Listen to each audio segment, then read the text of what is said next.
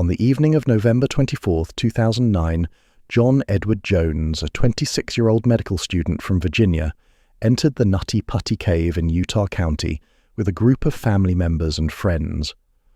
The cave, located approximately 55 miles south of Salt Lake City, had been a popular destination for recreational cavers since the 1960s.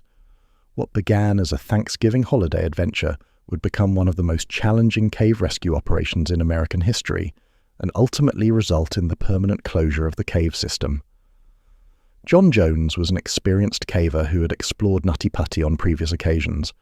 That evening he was accompanied by his brother Josh and several other family members.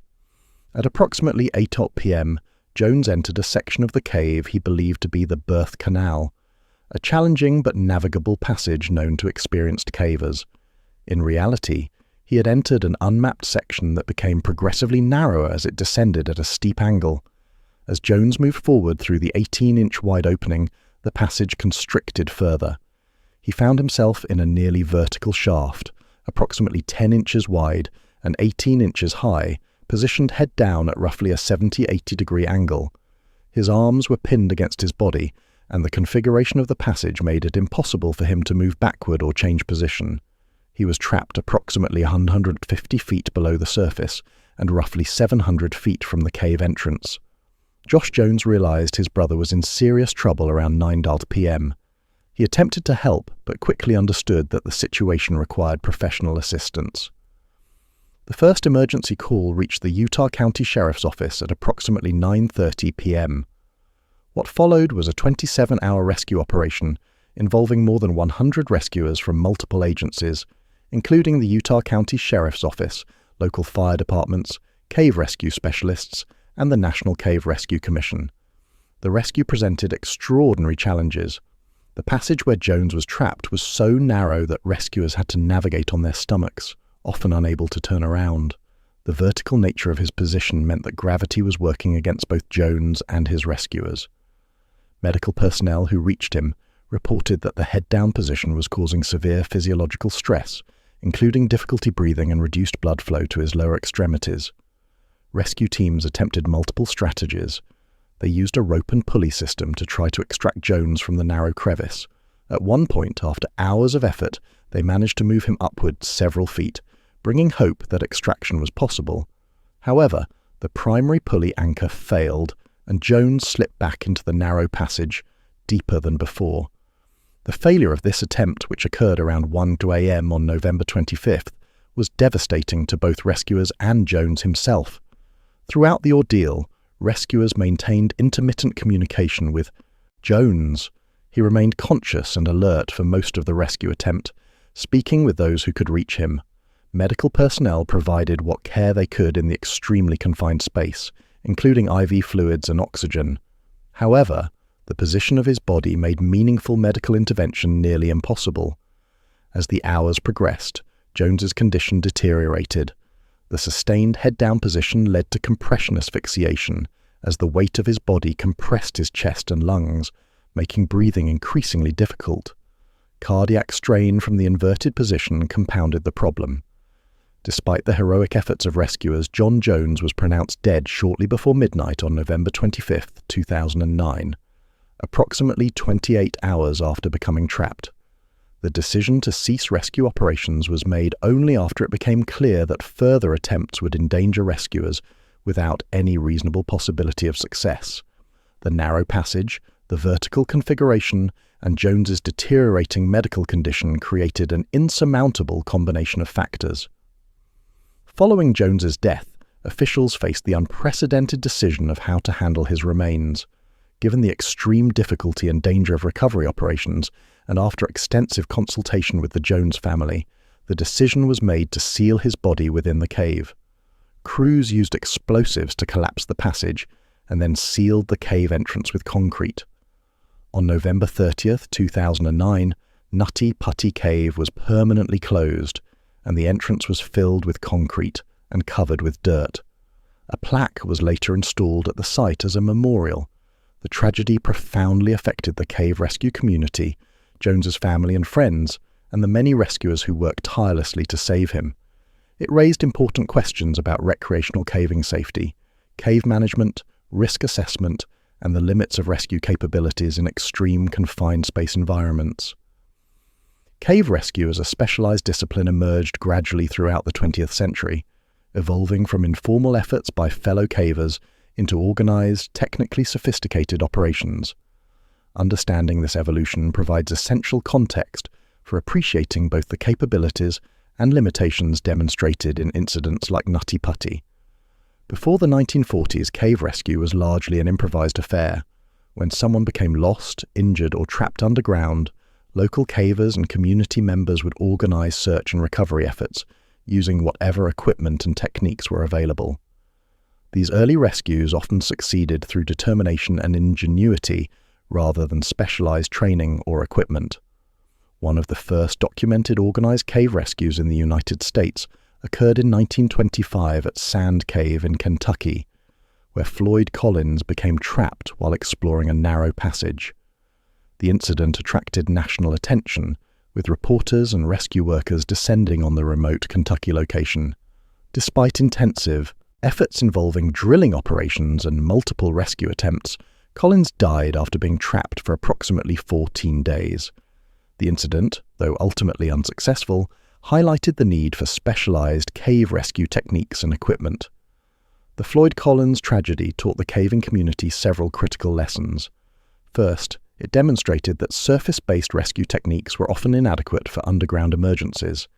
Second, it showed that time was a critical factor in cave rescue, as trapped individuals faced exposure, dehydration, and medical complications. Third, it revealed that well-meaning but untrained rescuers could complicate operations and even endanger themselves. The National Speleological Society, NSS, founded in 1941, began addressing cave safety and rescue systematically. The organization established safety guidelines for recreational caving and created a framework for organizing rescue operations. However, it wasn't until the 1960s that formal cave rescue organizations began to emerge. The Cave Rescue Council in the United Kingdom, established in 1934, provided an early model for organized cave rescue. This organization brought together experienced cavers who could respond to underground emergencies with specialized knowledge and equipment. The model proved effective and was gradually adopted in other countries.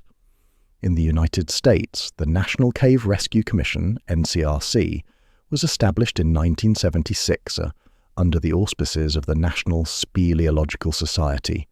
The NCRC developed standardized training programs, equipment guidelines, and operational protocols for cave rescue operations. The organization created a tiered training system that included basic cave rescue techniques, advanced rope work, confined space rescue, vertical rescue, and medical care in cave environments. The evolution of cave rescue has been closely tied to developments in equipment and techniques. Early cavers relied on manila rope, carbide lamps, and rudimentary climbing gear. Modern cave rescue operations utilize sophisticated equipment including modern cave rescue employs kern mantle rope designed specifically for life safety applications. These ropes have significantly higher strength-to-weight ratios than older manila ropes and maintain their properties in wet conditions. Rescue teams use complex mechanical advantage systems, including pulleys, ascenders, and belay devices, to move patients through difficult passages. Understanding why cave rescue is so challenging requires examining the physical and physiological factors that affect both trapped individuals and rescuers. The Nutty Putty incident illustrates several critical aspects of cave entrapment that rescue teams must consider.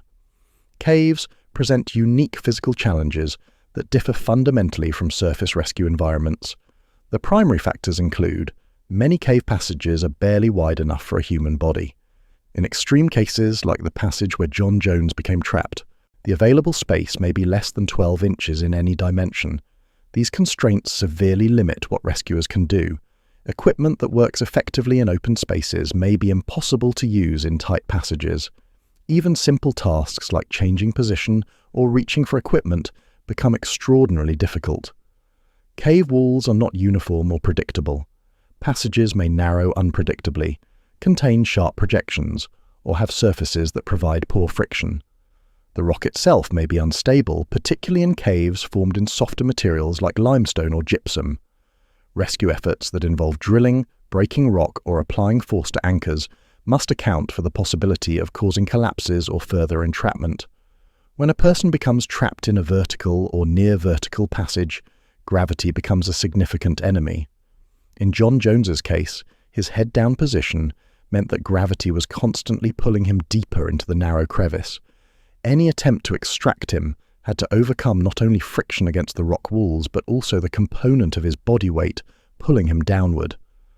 The mechanical advantage required to lift someone from such a position is substantial, often requiring pulley systems with ratios of 6.1 or higher. Caves maintain relatively constant temperatures year-round, typically reflecting the average annual surface temperature of the region. While this might suggest a comfortable environment, caves are also extremely humid, often approaching 100% relative humidity. These conditions mean that trapped individuals can suffer from hypothermia, even at temperatures that would be comfortable on the surface, as their body heat dissipates into the surrounding rock and moist air. Conversely, physical exertion in such conditions can lead to rapid overheating for rescuers. The human body is poorly adapted to the conditions often encountered in cave entrapment situations. Several physiological factors become critical during extended entrapment. When a person is trapped in an inverted or severely compressed position, normal respiratory mechanics become compromised. In an upright position, the diaphragm contracts downward to draw air into the lungs. In a head-down position, gravity pulls the abdominal organs against the diaphragm, making breathing more difficult. Additionally, if the chest is compressed by tight rock walls or the person's own body weight, the ability to expand the chest cavity is further reduced. This condition, known as positional or compression asphyxia, can be fatal within hours. John Jones's position, head down at approximately 70-80 degrees, in a passage that compressed his chest, created severe positional asphyxia. Medical personnel who reached him noted that he was struggling to breathe and that his oxygen saturation levels were dropping. The longer he remained in that position, the more difficult breathing became, creating a deteriorating spiral that ultimately proved fatal. Prolonged inversion causes significant cardiovascular stress, blood pools in the upper body and head, increasing intracranial pressure and placing strain on the heart. The heart must work harder to pump blood against gravity to the lower extremities. Over time, this can lead to cardiac arrhythmias, heart failure, and stroke. Studies of inversion have shown that most healthy adults cannot survive more than 24-48 hours in a fully inverted position, even with adequate respiratory function. When body parts are compressed for extended periods, muscle tissue begins to break down, releasing proteins and electrolytes into the bloodstream. If the compression is then suddenly released, these substances flood the circulatory system, potentially causing kidney failure, cardiac arrest, and death. This phenomenon, known as crush syndrome, is a concern in any rescue where someone has been compressed for several hours. Paradoxically, the act of rescue itself can trigger fatal complications. As noted earlier, cave environments can cause both heat loss and heat retention problems. A trapped individual typically cannot move to generate warmth and may be in contact with cold, wet rock that conducts heat away from the body. Hypothermia impairs judgment, reduces coordination, and eventually leads to loss of consciousness and death. For rescuers, the physical exertion required in confined spaces can lead to dangerous overheating, especially when wearing protective gear. Even in humid cave environments, trapped individuals can become dehydrated, especially if they are exerting themselves trying to escape or are experiencing stress-related fluid loss. Dehydration compounds other physiological problems and can lead to confusion, reduced blood pressure, and organ failure. The stress response itself, elevated cortisol, adrenaline, and other stress hormones, takes a metabolic toll over extended periods. The psychological aspects of cave entrapment are profound and can significantly affect both the trapped individual and rescuers. Even individuals without pre-existing claustrophobia may experience panic when trapped in tight spaces. Panic can lead to hyperventilation, which depletes carbon dioxide levels in the blood and can cause confusion, tingling sensations, and loss of consciousness. Calming a trapped person and maintaining their psychological stability is crucial for their survival and for rescue operations. In the darkness of a cave without natural light cues, time perception becomes distorted. Minutes can feel like hours, and the psychological toll of uncertainty about rescue timeline can be devastating. Maintaining communication with trapped individuals helps anchor them psychologically. Both trapped individuals and rescuers must make critical decisions under extreme stress.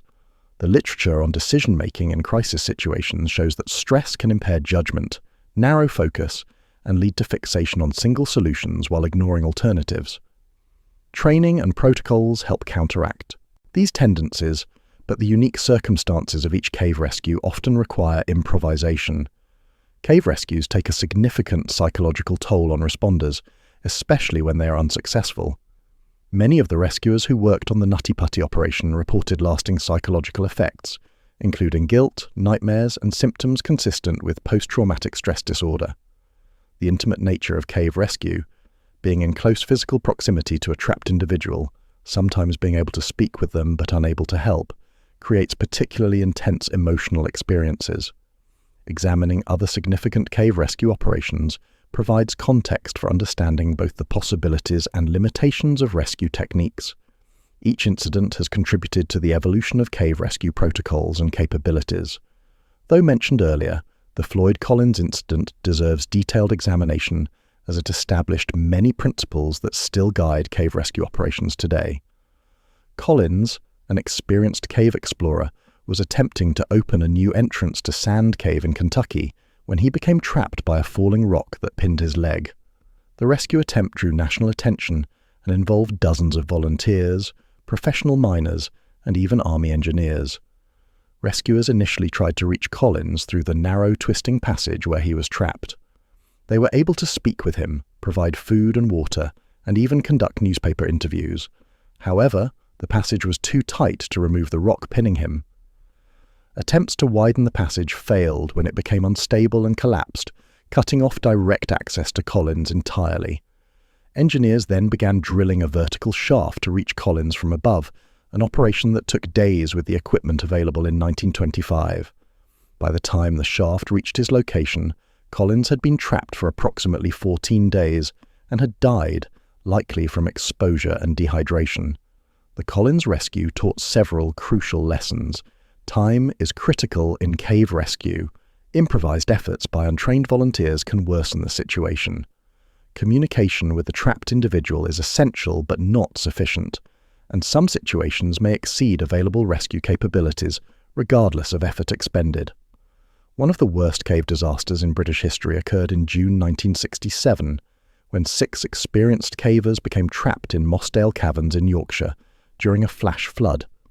The incident highlighted the dangers of water in cave systems and the limitations of rescue operations when underground conditions become lethal. The group entered the cave during overcast conditions, unaware that heavy rain was falling in the surrounding watershed. A flash flood filled the cave passages, trapping the group deep underground. The rising water extinguished their lights and left them in complete darkness, in rising water, with no possibility of retreat. Rescue teams mounted an immediate operation, but the flooded passages prevented them from reaching the trapped cavers. Over the following days, as the water slowly receded, rescuers pushed deeper into the system. They eventually found all 6 cavers had drowned in the passages where they had sought refuge from the rising water. The Mossdale tragedy led to fundamental changes in cave safety protocols, particularly regarding weather monitoring and flood risk assessment. Modern cave rescue doctrine emphasizes that rescuers cannot operate effectively in actively flooding caves, and that prevention through education and appropriate restrictions is more effective than attempting rescue under such conditions. In contrast to Nutty Putty, the rescue of Johann Westhauser from Germany's Riesending Cave in 2014 demonstrates what modern cave rescue can achieve under favorable circumstances. Westhauser, an experienced caver, was struck by falling rock nearly 1,000 meters, 3,280 feet below the surface, in one of Germany's deepest caves. He suffered a severe head injury that left him unable to move on his own. The rescue operation became one of the largest and most complex in European cave rescue history. Over 200 rescuers from 5 countries participated in an operation that lasted 11 days. The rescue presented enormous challenges: the distance to the surface, multiple vertical shafts requiring rope work, tight passages, and the patient's serious medical condition. Several factors contributed to the rescue's success. First, Westhauser was part of an organized caving expedition, so his companions could immediately provide accurate information about his location and condition. Second, he was trapped in a relatively large chamber where medical personnel could reach him and provide care. Third, although the cave system was deep and complex, the passages were large enough to move a patient on a stretcher, albeit slowly and with great difficulty. Rescuers established underground camps, allowing teams to rotate while maintaining continuous care for Westhauser. Medical personnel stabilized his condition and maintained him in an induced coma during much of the extraction. The operation required building temporary shelters, installing fixed ropes, and carefully packaging the patient for transport through vertical sections. The Riesending rescue demonstrated several key principles: the importance of organized caving groups with emergency protocols, the value of cave rescue organizations with trained personnel and specialized equipment, the possibility of providing sophisticated medical care underground, and the fact that distance and complexity alone do not make rescue impossible if spatial conditions permit equipment use and patient movement.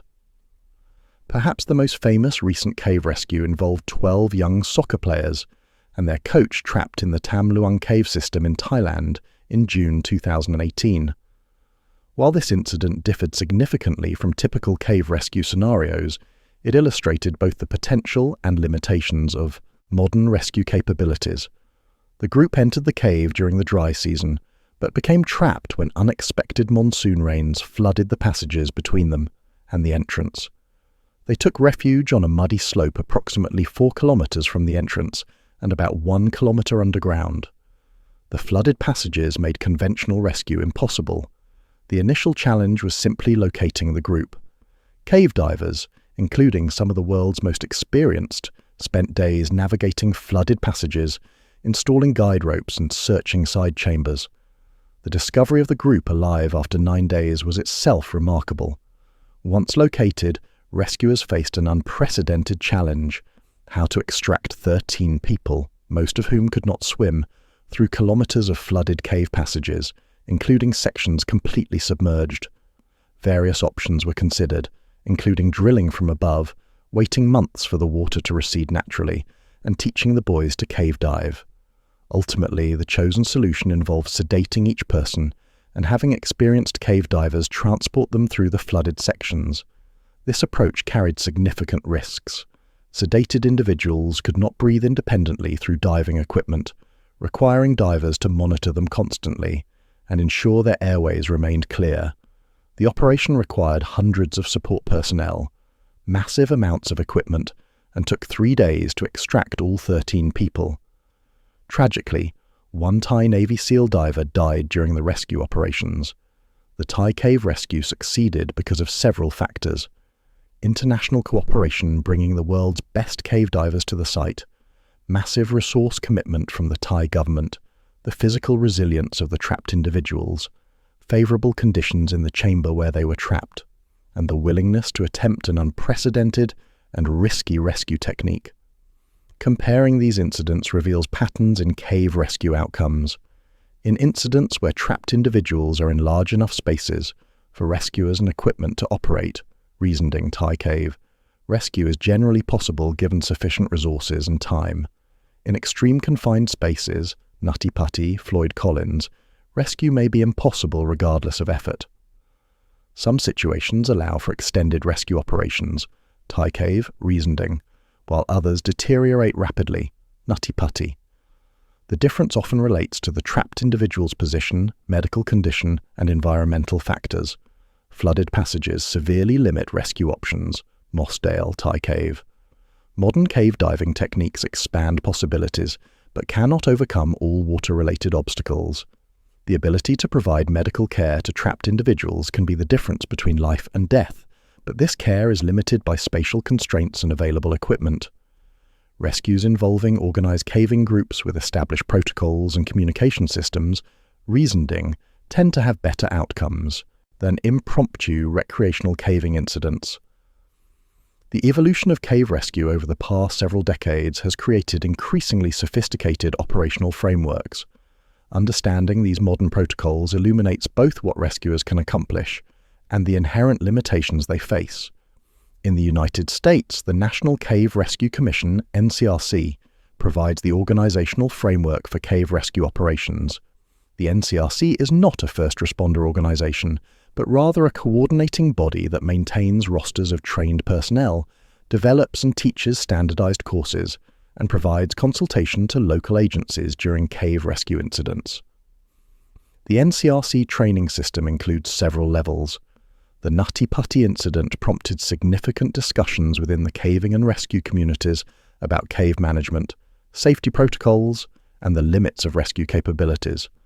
While it did not fundamentally change cave rescue techniques, the incident essentially confirmed existing understanding of rescue limitations.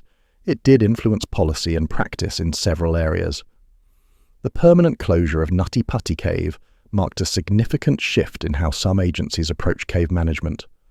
Prior to 2009, Nutty Putty had been publicly accessible with minimal restrictions, despite a history of requiring rescue operations. Between 1999 and 2004, the cave had been temporarily closed and then reopened with improved management, including better signage and access restrictions during winter months.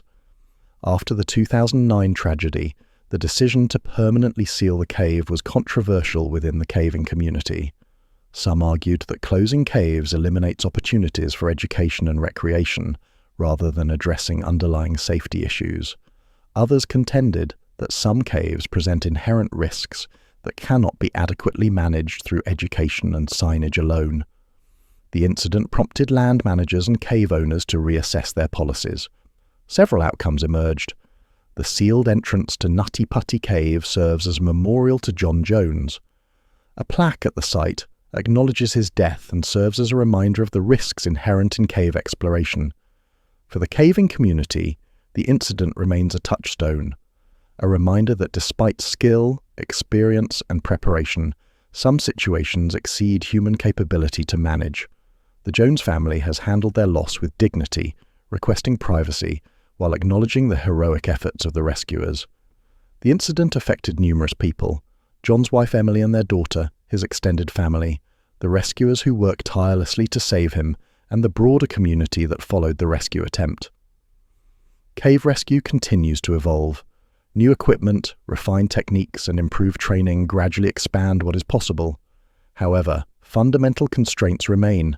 Spatial limitations, time factors, and the limits of human physiology define boundaries that technology alone cannot overcome. The Nutty Putty incident stands as a reminder of these boundaries. It does not represent a failure of technique or commitment. The rescuers did everything humanly possible with available resources and knowledge. Rather, it represents an encounter with limits, a situation where the combination of factors exceeded rescue capability. For those who venture underground, the incident reinforces essential lessons: careful decision-making, realistic self-assessment, appropriate preparation, and recognition that some risks cannot be managed away. For rescue organizations, it confirms the importance of honest assessment, realistic expectations, and recognition that successful outcomes, while always the goal, cannot always be achieved. The caving community honors John Jones's memory not through recklessness or retreat, but through continued emphasis on safety, skill development, and respect for the underground environment. His death was a tragedy, but the response, both immediate and ongoing, reflects the community's commitment to learning from loss and preventing future incidents where possible. Cave exploration represents a unique intersection of human curiosity, physical challenge, and environmental risk. Understanding this intersection requires acknowledging both the appeal that draws people underground and the inherent hazards that make cave rescue one of the most challenging disciplines in emergency response. The Nutty Putty incident illuminates several fundamental truths about cave rescue and underground safety. First, spatial constraints are often the decisive factor in rescue feasibility. Modern rescue techniques can achieve remarkable outcomes when space permits equipment deployment and rescuer access.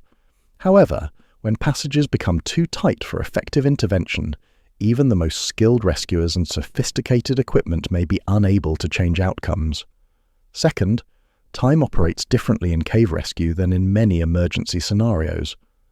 Some situations allow for extended operations. The Reasonding rescue took 11 days, and the Thai cave rescue was able to wait until conditions improved before attempting extraction. Other situations, like Nutty Putty, deteriorate rapidly due to physiological factors that cannot be reversed without removing the trapped individual from their predicament. Recognizing which type of situation exists is crucial for operational planning. Third, prevention through education and appropriate risk management is far more effective than rescue. While the caving community resist overly restrictive access policies that eliminate opportunities for exploration and education, the reality remains that some caves or passages present risks that exceed what can be managed through warning signs and general education alone. Fourth, the human element, both the individuals who become trapped and the rescuers who respond, is central to every incident. The psychological resilience of trapped individuals, their physical condition, their ability to communicate with rescuers, all affect outcomes. Similarly, rescuers face not just technical challenges, but psychological stress, physical exhaustion, and the emotional burden of working in intimate proximity to people they may not be able to save. Finally, the Nutty Putty incident reminds us that despite advancing technology and expanding capabilities, some situations remain beyond human ability to resolve successfully. This is not a counsel of despair, but an acknowledgement of reality. Accepting these limits while continuing to push boundaries safely is the essence of responsible exploration and rescue. For those who venture into caves, whether for recreation, scientific study, or adventure, the lessons are clear. Develop skills progressively, make conservative decisions, maintain appropriate safety margins, and recognize that turning back is sometimes the wisest choice. For rescue organizations, the imperative is continued training, realistic assessment of each situation, and honest acknowledgement of both capabilities and limitations. The underground environment will always pose unique challenges and risks.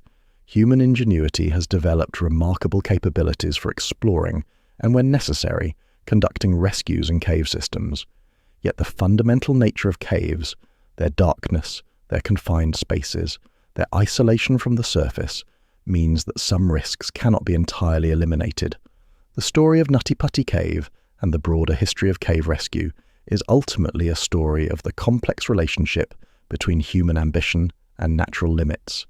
It is a reminder that exploration, whether of caves, mountains, oceans, or other challenging environments, carries inherent risks that can be managed but not eliminated.